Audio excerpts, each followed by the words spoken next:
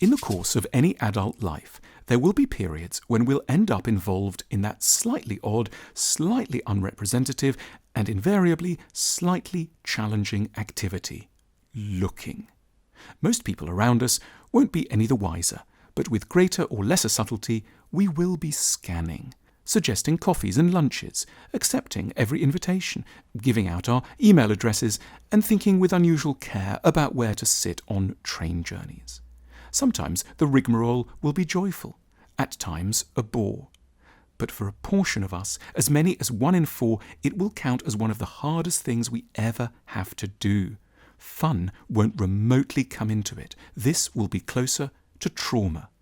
And it will be so for a reason that can feel more humiliating still. Because a long time ago now, we had a very bad childhood. One whose impact and legacy we still haven't yet wholly mastered. It may not look like it, but babies are also looking out for love. They're not going out in party smocks or slipping strangers their phone numbers. They are lying more or less immobile in cribs and are capable of little besides the occasional devastatingly cute smile. But they too are looking out for someone's arms to feel safe in, for someone who can soothe them, someone who can stroke their head, tell them it will all be okay when things feel desperate, and at points lend them a breast to suck on. They are looking, as the psychologists call it, to get attached. But unfortunately, for 1 in 4 of us, the process goes spectacularly wrong. There is no one on hand to care properly.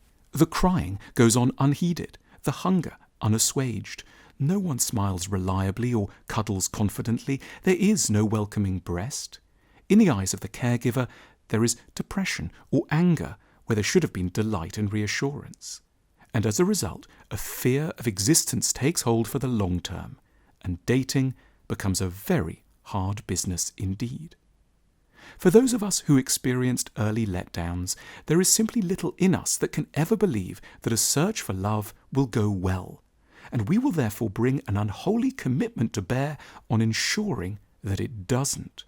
The dating game becomes the royal occasion when we can confirm our deepest suspicion, that we are unworthy of love. We may, for example, fixate on a candidate who is, to more attuned eyes, obviously not interested. Their coldness and indifference, their married status or incompatible background or age, far from putting us off, will be precisely what feels familiar, necessary, and sexually a bit thrilling. This is exactly what is meant to happen when we love. It should hurt atrociously and go nowhere.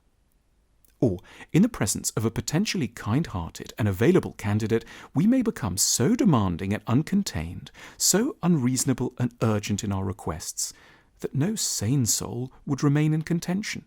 We will spoil any potentially good impression by bringing a lifetime of self-doubt and loneliness onto the shoulders of an innocent stranger.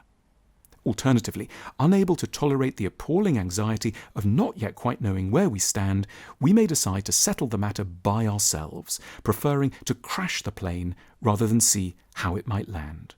We'll interpret every ambiguous moment negatively, because sadness is so much easier to take than hope. The slightly late reply must mean that they've found somebody else. Their busyness must be a disguise for sudden hatred. The missing kiss at the end of their message is conclusive evidence that they've seen through our sham facade. To master the terror of another letdown, we go cold, we respond sarcastically to sincere compliments, and we insist with aggression that they don't really care for us at all, thereby ensuring that they eventually won't. To escape these debilitating cycles, we need to accept that we're searching for someone to love us while wrestling with the most fateful of background suspicions, that we don't actually deserve love. It's only by properly mastering what once happened to us, the letdown we first experience as infants, that we can start to separate out past trauma from present reality, and therefore learn to navigate the ambiguities and occasional risks of adult dating. It isn't that we've been told that we don't deserve to exist. They're just busy tonight. They don't loathe us. They're married to somebody else, as lots of people, who we've carefully chosen not to look at, happen not to be. They're not peculiar. It's just unfair and overwhelming to ask someone you've known for 12 hours to make up for a lifetime of loneliness. We need to see that this is not the first time we have been, in inverted commas, dating.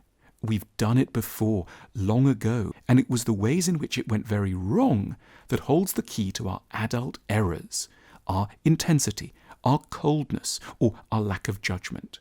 The catastrophe we fear will happen has already happened. The challenges we set up for ourselves are attempts to get back in touch with a trauma we haven't either understood or mourned. We can in time learn to ask people on a date because we grasp that we're not there by asking them what we think we're asking. Do I deserve to exist? No, we're asking something far more innocent and far more survivable with the answer to be negative. We're asking, might you be free on Friday? And we can survive because even though we once got terribly hurt in the nursery, we are now that most resilient of things, an adult. So we have many other options. We won't, as we once feared, die of loneliness if it doesn't work. We can take our time. We can allow things to emerge. We can tolerate ambiguity. And with such security in mind, we can begin to do that most momentous of things. Without risking our sanity, see if someone we like might, after all, want to go out tonight. Our online shop has a range of books and gifts that address the most important and often neglected areas of life, such as finding a good enough partner. Click now to learn more.